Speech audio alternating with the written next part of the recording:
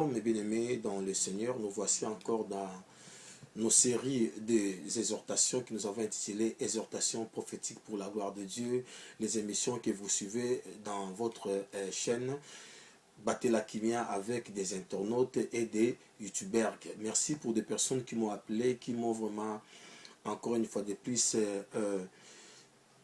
demandé de continuer dans ce sens, qui m'ont encouragé, qui m'ont dit pasteur, ça fait longtemps, vous ne voyez pas dans des émissions vraiment sur internet et surtout vos prédications, la manière dont vous étiez en train de nous enseigner dans des cassettes DVD des prophéties. Que Dieu vous bénisse. Je salue encore tous les hommes de Dieu ainsi que les servants de Dieu et toutes les églises qui constituent le corps de Christ. Nous travaillons vraiment dans l'unité ainsi que dans la complémentarité, comme je l'ai toujours dit. Que la paix de Dieu soit dans vos maisons ainsi que dans vos portables pendant que Dieu vous mettra à cœur de suivre encore cette exhortation que nous avons intitulée la mémoire. La mémoire, c'est quelque chose de très important. Pourquoi nous avons intitulé cette exhortation la mémoire? Parce que je vais simplement rappeler que quand Dieu avait créé l'homme dans le livre de Genèse, la Bible déclare que dans la manière dont Dieu a créé l'homme, Dieu a mis dans l'homme la mémoire. C'est-à-dire, c'est comme quelque chose qui va recevoir les données et qui va garder les données et qui sera aussi là pour rappeler à l'homme le passé, le présent, pour que l'homme puisse bien encore se conduire. Voilà pourquoi le diable est l'ennemi de nos vies. Le diable est celui qui a toujours un mauvais plan sur nous. Le diable qui a été toujours et il restera pour l'éternité de l'éternité notre ennemi. L'ennemi de l'homme, c'est le diable. Il a voulu à tout prix changer ce qui était dans la mémoire de l'homme. Voilà, nous allons quand même faire la lecture de la parole pour que nous puissions faire comprendre à des personnes qui vont nous suivre sur ces grands thèmes que nous avons utilisés.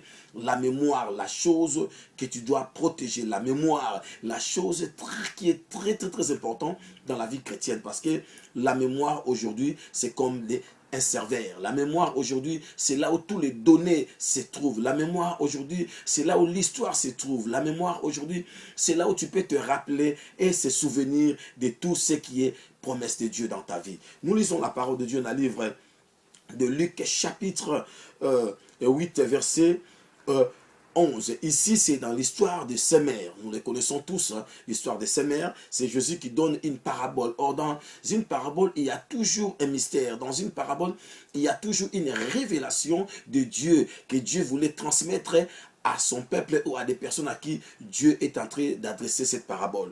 Ici, c'est Jésus-Christ qui parle. Il était en train de révéler quelque chose mais sous forme d'une parabole. Pendant qu'il avait donné cette parabole du semeur, et à la fin dans le verset 11, Jésus voulait maintenant décortiquer ce qu'il avait codifié pendant qu'il était en train de parler. Dans le livre de Luc chapitre 8 verset 11, je fais la lecture de la parole au nom de Christ ressuscité qui est notre absolu. Voici donc l'essence de cette parabole. La sémence, c'est la parole de Dieu. Au bord du chemin, ce sont les personnes qui écoutent la parole, mais le diable vient arracher de leur cœur pour les empêcher de croire et donc d'être sauvés. Sur de la pierre, ce sont ceux qui attendent la parole et acceptent avec joie, mais comme ils ne la laissent pas prendre racine en eux, leur foi est passagère. Lorsqu'il survient l'épreuve, ils abandonnent tout.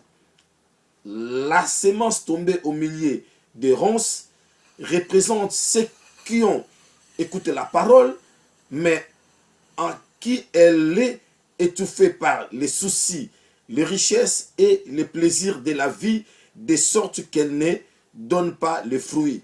Enfin, la sémence tombée dans la bonne terre, ce sont ceux qui, ayant écouté la parole, la retiennent dans un cœur honnête et bien disposé. Ils persévèrent et ainsi portent du fruit la parole du Seigneur.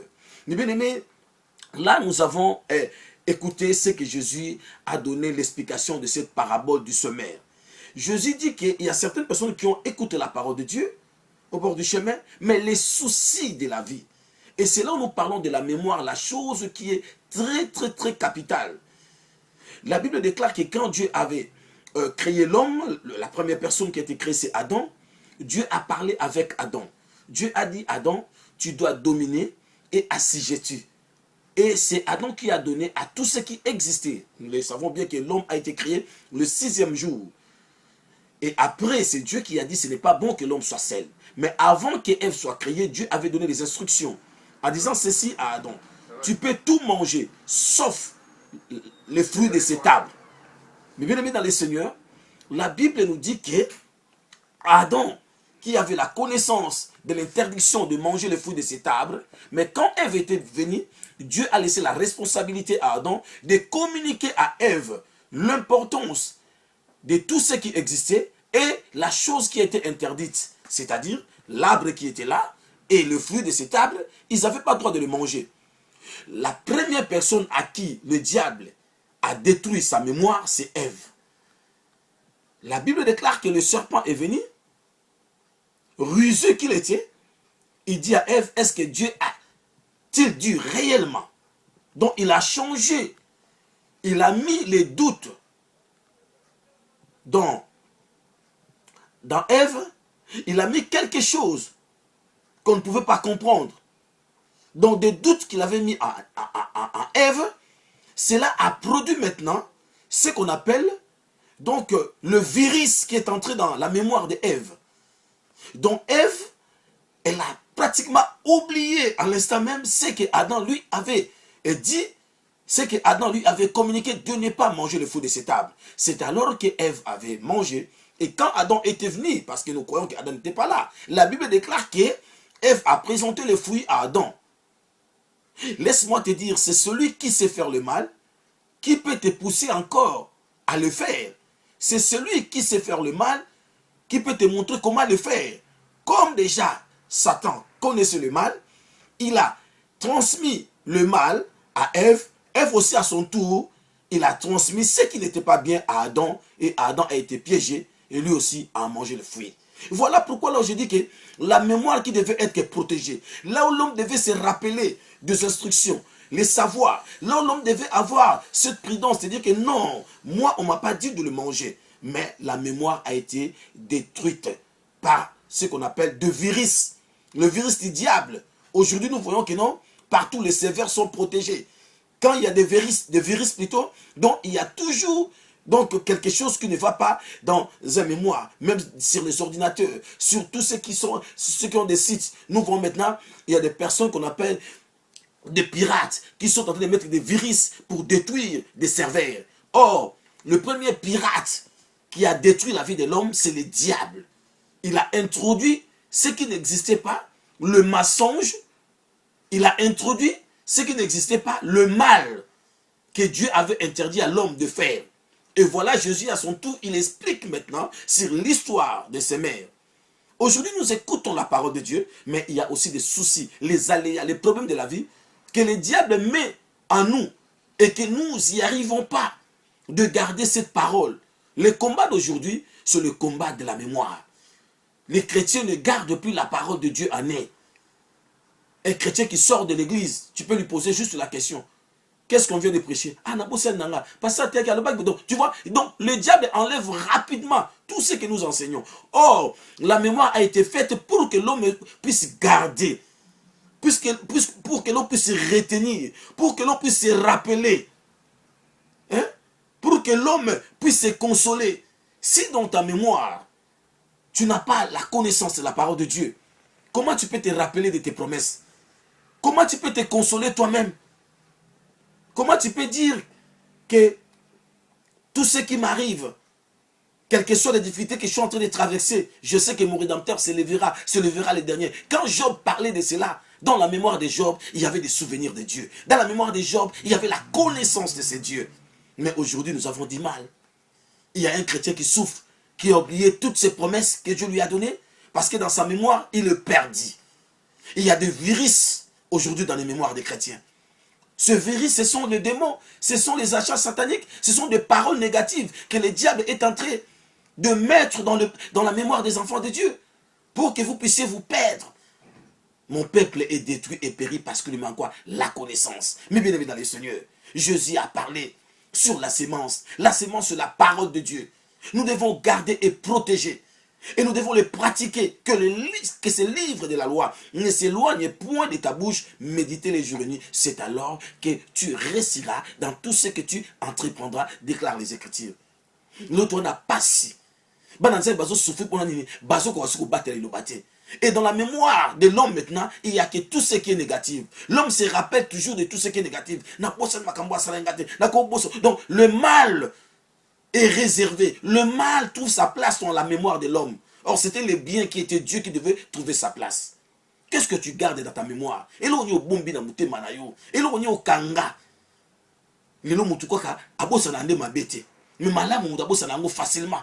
Tout ce qui est bien, le diable fait de sorte que nous puissions oublier si rapidement. Mais ce qui n'est pas bien, nous les gardons. Nabo sanate de kabo salanga. Donc l'homme se rappelle toujours de ce qui est mal. Voilà pourquoi le combat d'aujourd'hui, c'est au niveau de la mémoire. Là où nous devons garder la parole de Dieu. Là où nous devons conserver. Là où nous devons nous rappeler quand ta mémoire n'est pas bonne. Une personne qui perd les données dans sa mémoire, c'est comme une personne qui souffre d'Alzheimer.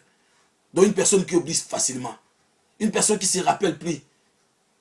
Mais laisse-moi te dire, de personnes qui ont marché correctement avec Dieu, ils marchaient toujours en se rappelant de ce que Dieu les a promis, de ce que Dieu a déclaré sur leur vie. Job disait, je sais, il avait la connaissance, que mon rédempteur se lèvera, il se lèvera le dernier. Mais aujourd'hui, nous avons du mal. Tu racontes une personne, oh Dieu m'a abandonné, pourquoi nous pouvons poser ce genre de questions? Parce que dans nos mémoires, il n'y a plus de rappel sur des promesses de Dieu, sur des vertus, des capacités de Dieu. Nous avons pris cette confiance. Qui l'a enlevé? C'est le diable. Il y a des paroles qui ont tombé. La Bible dit, quand Jésus l'a dit, au bord du chemin. Il y a d'autres qui sont tombés sur quoi? Donc sur des épines, sur des pierres rocaillées. Tout ça, Jésus est en train d'expliquer. Et à la fin, la Bible déclare, la bonne sémence, c'est la parole donc, qui est tombée dans une bonne terre. Ce sont des personnes qui retiennent dans un cœur honnête et bien disposé. Ils persévèrent et ainsi portent du fruit. Je veux que tu sois des personnes qui reçoivent la parole de Dieu et ils conservent tout ça. Où la parole doit être conservée? C'est dans la mémoire. Il faut que la parole de Dieu soit sur vos cœurs, sur vos mémoires. Même si tu n'as pas la Bible, mais la Bible du cœur, la promesse du cœur, l'alliance du cœur. L'apôtre Paul dit, nous sommes circoncis dans nos cœurs. Il n'y a plus de traces de l'extérieur. La mémoire, c'est ça notre enseignement. La connaissance. Diable etumbaneza alongola yo makamuna nzambo yo yebi. Les chrétiens souffrent d'Alzheimer, perte de mémoire.